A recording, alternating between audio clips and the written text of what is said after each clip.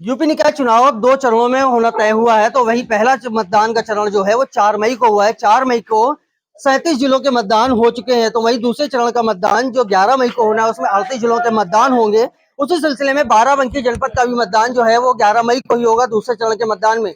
इसी सिलसिले में बात करने के जितने भी प्रत्याशी उनका जनसंपर्क अभियान तेजी से हो रहा है, वो डोर टू डोर जा रहे हैं। आइए इसी सिलसिले में बात करने के लिए हम आम आदमी पार्टी के प्रणीत प्रांशु से हम बात करते हैं और जानते हैं कि कैसा इनका चुनाव चल रहा है, क्या इनका चुनावी माहौल है। प्रणीत जी, बहुत बहुत स्वागत है आपका। जी धन्यवाद। और चुनाव माहौल तो देखिए बहुत ही अच्छा चल रहा है। बस जैसा कि आप देख रहे हैं, अब सड़कों की हालत आप देख रहे हैं, हम जनसंपर्क कर रहे हैं, लोगों से मिल रहे हैं। अब समस्याएं तो अब सामने हैं, सड़कें बन नहीं रही है, यहाँ पे आबादियाँ हैं, रोड अभी तक बनी नहीं है, किसी भी तरह का विकास नहीं हुआ। और बाकी पूर्व चेयरमैन साहब हमारे, आप तो देख ही रहे हैं, जहाँ जहाँ आबादी नहीं है वहाँ वहाँ भी उन्होंने रोडें बनवा दी। अब वो किस लिए बनाई गई है मुझे नहीं पता, पर यहाँ आबादी है, मुझे तो कहीं पे भी रोड नहीं दिख रही, नालियाँ गंदी पड़ी हुई हैं।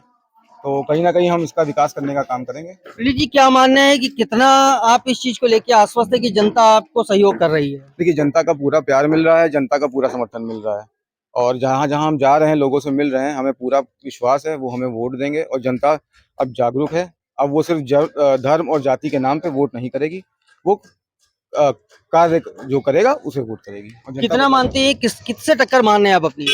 देखिए, टक्कर हमारी सीधे भ्रष्टाचार से है, हमारी किसी राजनीतिक दल से हमारी लड़ाई नहीं है।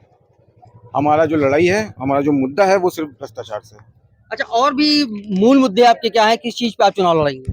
देखिए, पहला मूल मुद्दा तो हमारा ये है कि हम हाउस टैक्स हाफ करेंगे, वाटर टैक्स को माफ करेंगे।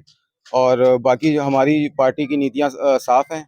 जैसा कि आप सभी जानते हैं, हमारी पार्टी शिक्षा की बात करती है, शिक्षा पे काम करेंगे हम, अच्छे स्वास्थ्य पे काम करेंगे, अस्पतालों पे काम करेंगे।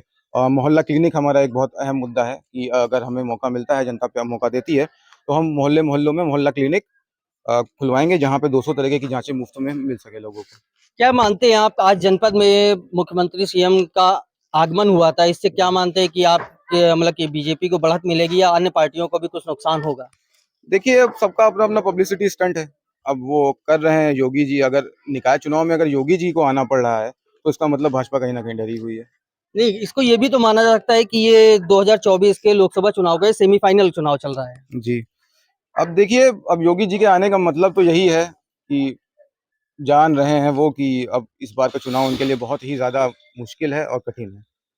कहीं ना कहीं मतलब कि बीजेपी को भी डर है इस चीज का कि चुनाव को लेके।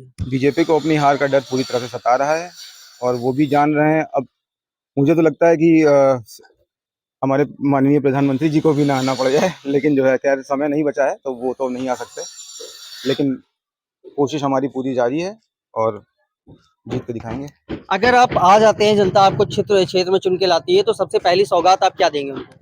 देखिए, सबसे पहली सौगात तो, अब जैसे कि जिस एरिया में हम जा रहे हैं, जैसे मैंने देखा बनवा पल्ली पे मैं एक जगह पे गया था, वहाँ पे लोग बहुत परेशान है, वहाँ पे जनसंपर्क का कोई मार्ग नहीं है।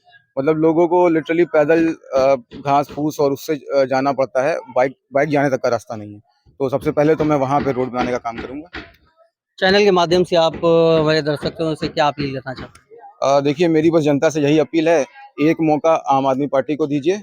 अगली बार हम वोट मांगने आपके पास नहीं आएंगे, बस हमारी इतनी अपील रहेगी आपसे, अगर काम किया होगा तो वोट दीजिएगा, नहीं तो आपके दरवाजे नहीं आएंगे।